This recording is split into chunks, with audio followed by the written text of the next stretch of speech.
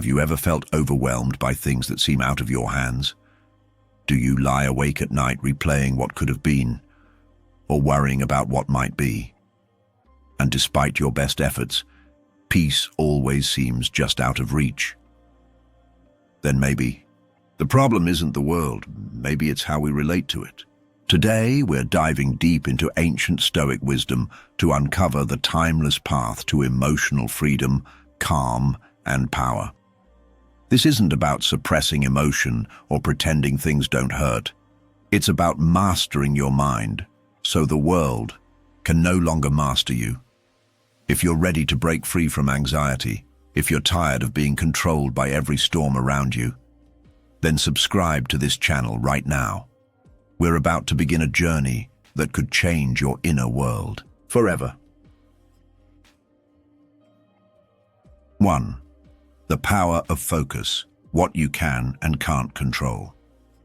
What if the chaos in your life isn't caused by the chaos itself, but by your reaction to it? Imagine waking up in the morning, already overwhelmed by headlines, unfinished tasks, or unexpected news. The external world spins faster than ever, and it feels like everything demands your attention, your energy, your emotions. But here's a radical idea. What if all this chaos isn't truly the problem? What if the real issue, the source of our stress, our anxiety, our mental fatigue, is how we choose to engage with it? Our reaction, not the event itself. That's a deeply uncomfortable truth, because it places responsibility squarely in our lap. It strips us of excuses, but it also hands us immense power. When you realize your reaction to chaos is where your freedom lies, you begin to reclaim a sense of peace that doesn't depend on circumstances. It's not about pretending life is easy. It's about learning to face life differently. The Stoics made a bold claim. Peace begins the moment you separate what's within your control from what isn't. Your thoughts, yours. Your actions, yours. The weather, the past, other people's opinions, not yours.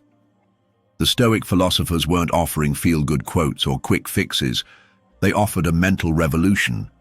They taught that clarity begins when we sort life into two categories, what we can control and what we absolutely cannot.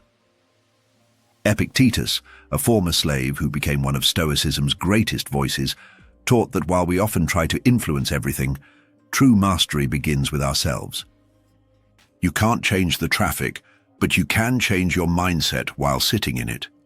You can't control whether someone criticizes you, but you can control how you let it affect your self-worth. You can't undo yesterday's choices, but you can choose how to respond to their consequences today. By focusing energy only on what is truly within your influence, you stop pouring effort into bottomless pits. It's like redirecting a raging river into a narrow, powerful stream. That's the Stoic path to peace. This clarity is the beginning of liberation. Epictetus said it best. Some things are up to us, and some are not. The moment we confuse the two, we invite anxiety, frustration, and suffering. This might be the most vital line of defense against mental suffering. The ability to discern what's yours to carry and what isn't. When we take on burdens that don't belong to us, other people's moods, the outcome of a job interview, the fairness of life, we become prisoners of things we were never meant to control. This confusion is more than just exhausting, it's dangerous. It sets the stage for chronic anxiety, the type that lingers even when life is going well. Why? Because we're trapped in a cycle of worry over things we can't influence. But liberation comes when we finally let those things go. The act of sorting your concerns, what's mine, what's not mine, becomes a daily practice like cleaning out mental clutter. It's not easy, but it's transformative, and it's one of the most liberating acts of self-discipline you can develop. The choice is simple, but not easy. Engage fully with what you can influence and release everything else. That's where strength begins, not in the world, but in your own response to it. We spend so much time trying to fix the world outside ourselves. We want people to behave differently, events to unfold in our favor, and outcomes to align with our expectations. But that's a fool's errand if we haven't first mastered ourselves. True strength, the unshakable, resilient kind, doesn't come from bending the world to your will. It comes from mastering your own reactions, responses, and mindset regardless of the external storm. That's why the Stoics called for simplicity. Control what you can, ignore what you can't. But make no mistake, it's not easy. It requires daily courage, self-awareness, and the humility to admit what's out of your hands. But once you build this mental habit, something remarkable happens. Life's chaos loses its grip on you. You become like a rooted tree in a storm, still swaying but never uprooted. 2. The present is all you truly own. Most of us live everywhere except now. We're haunted by past mistakes, obsessed with future outcomes. But Marcus Aurelius reminds us, you live in the present. That is all you ever have. Time is the most precious thing we have, yet we constantly abandon it. We drift endlessly into the past, rehashing failures, reliving pain, or indulging in nostalgia. Or we leap ahead into the future, projecting fears, building castles of worry, or clinging to hopes that may never arrive. The tragedy is that while our bodies are in the present, our minds are time travelers lost in mental fog. The Stoic emperor Marcus Aurelius saw through this illusion. Despite ruling one of the largest empires in history, he often wrote about one thing: staying anchored in the now. Why? Because the present is the only terrain where life actually happens. Everything else, memories, predictions, regrets, is a shadow. Living in the moment isn't some modern self-help trend. It's ancient wisdom, and it's vital. Because when you live anywhere but now, you give away your ability to act, to grow, to change. Every second spent worrying about what was or what might be is a second lost to what is. And that's where your power lives, in this breath, this thought, this action. Think about the sheer cost of distraction. Every anxious projection about tomorrow steals energy from today. Every replay of yesterday's pain robs you of current peace. Multiply that over weeks, months, even years, and you realize how much life we waste in imaginary conversations and emotional reruns. But power, real power, lives in the now. This breath you're taking. It's the gateway to calm. This thought, you choose to believe or challenge, it can transform your mindset. This action you take or avoid, it shapes your character. Everything meaningful begins in the present. You don't have to figure out the next 10 years. You only have to master the next 10 minutes. And if you can stay rooted in the moment, fully present and engaged, you'll find that the future begins to take care of itself. The present moment is not just time, it's your battlefield. It's the only place you can think clearly, act rightly, and shape your destiny. We often imagine that life's great battles are fought in boardrooms, battlefields, or moments of high drama. But the true battlefield is far more subtle. It's right here, right now, in how you respond to this very moment. Do you choose courage or cowardice, mindfulness or distraction, compassion or resentment? These tiny decisions made in the present moment accumulate into the person you become. And it's in this moment, not tomorrow or next week, that you forge your destiny. Whether you're in crisis or calm, every present moment is a fork in the road. You may not have power over all events, but you do have power over how you show up. That's the essence of Stoicism. Showing up with clarity, virtue and purpose, not someday, but today, this minute, this breath. Ground yourself here. Anchor in the now, because the future is not promised and the past cannot be changed. But the present, it's yours to command. The present moment is a gift, unpredictable, fleeting, but fully yours. So many of us waste our lives waiting for the perfect time, for permission, for certainty. But the future is a mirage, and the past is a tomb. All that's alive is now, and once you learn to live here, to truly inhabit this moment, you stop postponing your life, you stop chasing imaginary timelines. You begin to live with urgency and intentionality, because you understand the clock never stops. So how do you ground yourself in the present? You breathe. You observe. You choose your thoughts with care. You return again and again to this moment, because it's the only place where life can be lived. And once you anchor yourself in the now, you discover a profound truth. You don't need more time. You just need to fully live the time you already have. 3. Letting go, the art of acceptance. Do you resist life as it unfolds? Do you demand that reality bend to your will? We've been taught to fight, to hustle, to grind, to never take no for an answer. And while resilience is powerful, it becomes toxic when we confuse it with denial. How many times have you clung to how things should be instead of accepting how they are?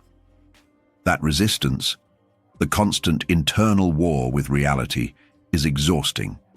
We say, "This isn't fair," or "It wasn't supposed to happen like this," or "Why me?"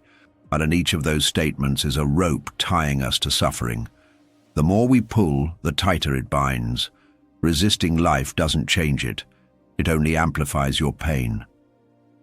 The Stoics asked a different question. What if peace doesn't come from changing the world, but from accepting it and then acting wisely from that acceptance? That's not giving up. That's growing up.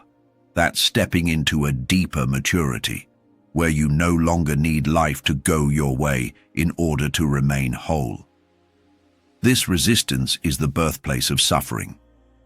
But the Stoic path teaches us something different. Accept what comes, not as defeat, but as wisdom. Letting go doesn't mean liking what happened.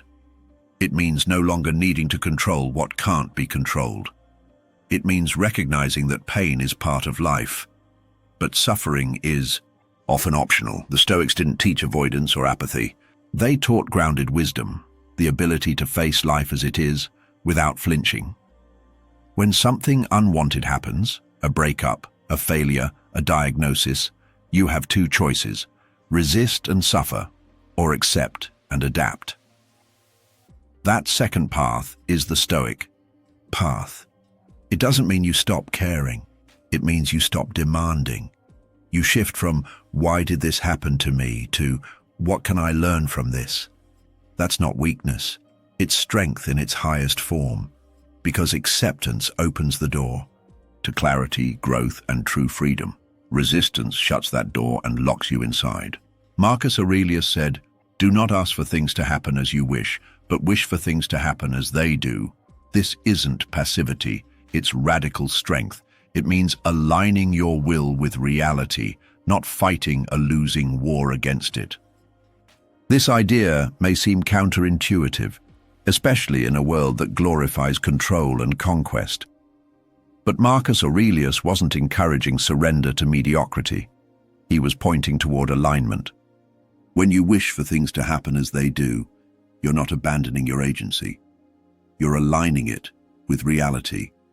Instead of wasting time wanting things to be different, you accept what is, and then ask, given this reality, what's the wisest way forward? But that's not passivity, that's power. It's the ability to respond, not react, to shape your path, not fight the terrain. And ironically, it's in that acceptance that you gain more influence, not less. Because you're not stuck in a fantasy version of life, you're engaging with the world as it truly is. When you stop clutching at control, when you stop needing things to be different, you make space for peace. Acceptance isn't giving up, it's growing up. Peace doesn't come from fixing everything. It comes from realizing you don't have to. The more tightly you grip your expectations, the more fragile your happiness becomes. Life isn't meant to be controlled. It's meant to be experienced. And when you finally loosen your grip, when you stop needing every situation to match your blueprint, you find that peace is already present. It was never about perfect circumstances. It was about releasing the illusion that you needed them. That's maturity. That's the quiet power of Stoic acceptance. You don't become indifferent.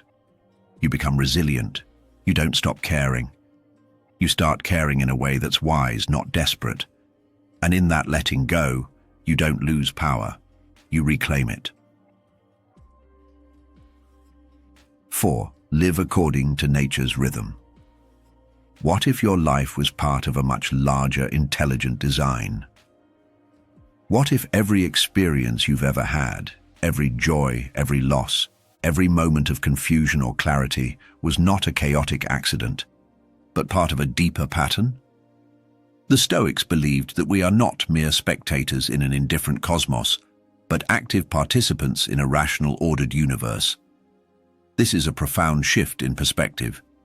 Rather than seeing life as random or meaningless, they encouraged us to see it as intelligent and purposeful. Like a vast ocean current, the flow of nature is deliberate and interlinked. Our task is not to resist or outsmart it, but to recognize our place within it.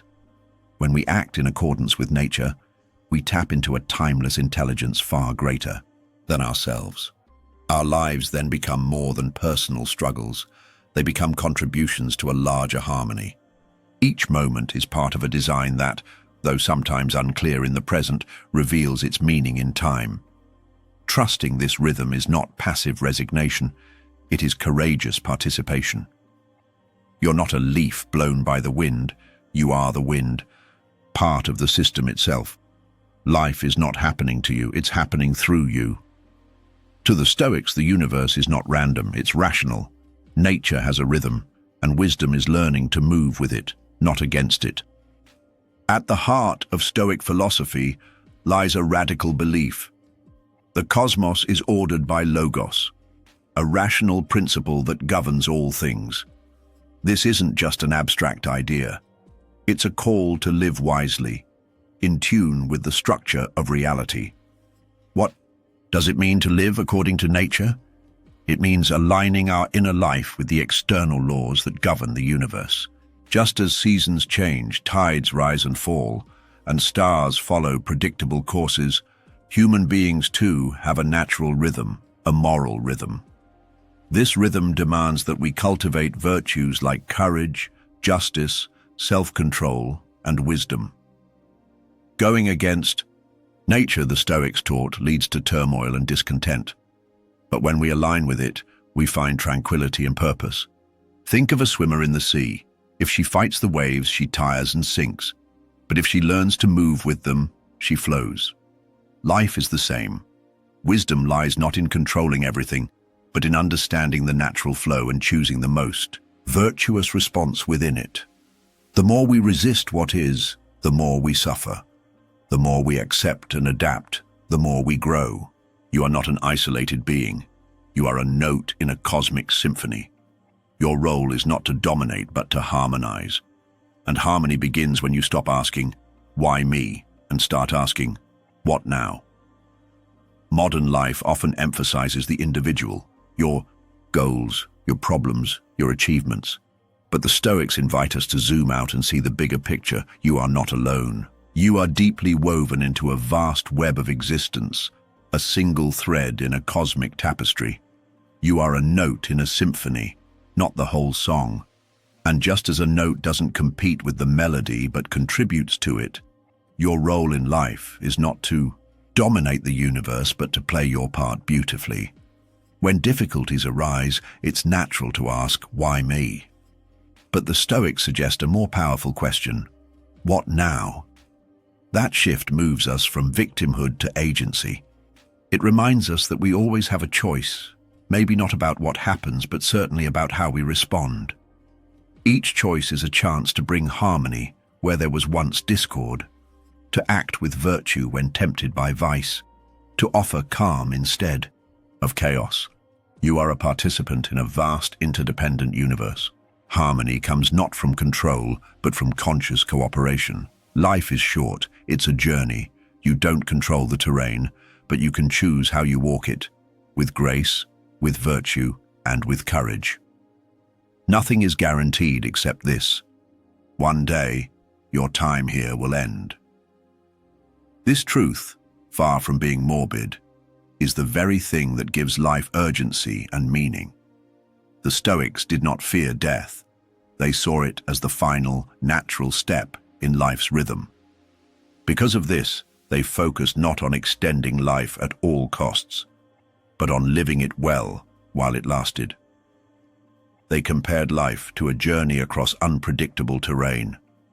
You cannot control the weather, the landscape, or the length of the path, but you can always control how you walk it.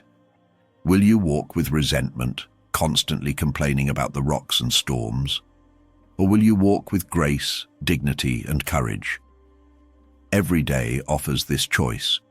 And when we choose virtue, even in the smallest actions, we bring beauty into the world. We align with nature. We live, as the Stoics would say, according to the rhythm of the cosmos, not frantic, not fearful, but in harmony, with our heads held high and our hearts full. 5. Training the mind, daily practice of Stoic peace. Philosophy without action is empty. If you want peace, you must practice it every day. Reading about Stoicism or nodding in agreement with its principles is not enough. The Stoics were not armchair philosophers. They believed that philosophy must be lived, tested in the heat of everyday life. Marcus Aurelius, a Roman emperor with immense responsibility, wrote in his private journal not to sound wise, but to become wise through daily reflection. Seneca, despite his wealth, warned against being controlled by luxury and practiced voluntary discomfort to strengthen his mind. Epictetus, once a slave, taught that external circumstances cannot imprison a free soul. Their lives remind us, peace is not found in books alone, but in habits, in repetition, in doing the hard thing, not once, but repeatedly. Just like a musician trains their fingers or an athlete strengthens their body, your mind requires daily discipline to stay sharp, calm, and resilient. Without action, philosophy is like a map never used, a tool left rusting. True Stoicism is not in what you know, but what you practice, when life is easy, and especially when it is hard. Start by identifying what you can truly control: your mindset, your habits, your responses. When something upsets you, pause. Ask yourself, is this within my influence? If the answer is no, let it pass. This is the cornerstone of Stoic thought, the distinction between what is within our control and what is not. Most of our suffering comes not from external events, but from our reactions to them. We try to control outcomes, people, perceptions, and when we fail, we feel frustrated or defeated. But peace begins the moment you shift your focus inward. What is truly yours? Your thoughts, your choices, your character, nothing else. When you're stuck in traffic, criticized unfairly, or face disappointment, pause, ask, can I control this?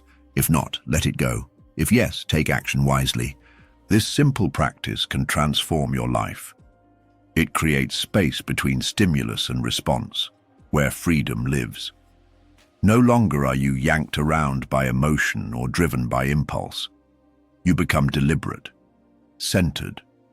You stop trying to bend the world to your will and instead strengthen your will to meet the world. Practice presence. Return your attention to now. Practice acceptance. Meet life as it is. Practice virtue.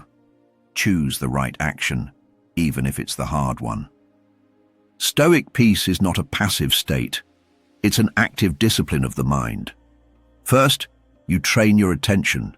Most people live in the past or the future, haunted by regret or paralyzed by fear. But all we ever have is now. The Stoic trains themselves to return to the present moment where action is possible. Next, practice acceptance, not resignation, but a courageous acknowledgement of reality. If something is happening, it is.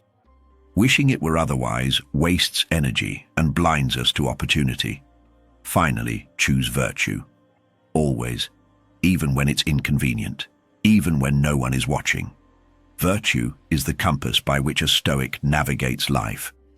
It's the discipline to be honest when it would be easier to lie, to be kind when anger feels justified, to be just when compromise is tempting. Peace, then, is not a reward you stumble upon. It is the daily result of thousands of small, right choices made in alignment with wisdom. This is not about perfection, it's about progress, day by day, thought by thought. That is how peace is built, from the inside out. The Stoics did not expect perfection. They knew human beings are flawed and prone to error. What mattered was the direction in which you were moving. Each day is a chance to get better. You may fall short of your ideals, but the key is to notice, reflect, and begin again. The Stoic journals, the meditations, the evening reflections, they were tools for building a stronger inner life brick by brick. You may not change overnight, but with persistence, your thoughts begin to shift, your reactions soften, your clarity sharpens. You stop being tossed by every wave and start steering your own ship. True peace is not a life without struggle. It is a mind trained to meet struggle with equanimity. And that mind is forged over time, in the quiet moments of practice, in the small victories of restraint, in the courage to try again. Day by day, thought by thought, this is how you build a fortress of peace within you, one no storm can shake. Master the inner war, win the outer battle. The world will always be unpredictable, storms will come, people will disappoint, plans will fail. But if you master your judgment, your actions, and your focus, no storm can shake you. You don't need to control everything to find peace. You just need to control yourself. That is the Stoic path. That is real power, and that is what will set you free. If this message resonated with you, hit that subscribe button, share this with someone who's been struggling, and remember, let it be, let it pass, but never let go of your mind.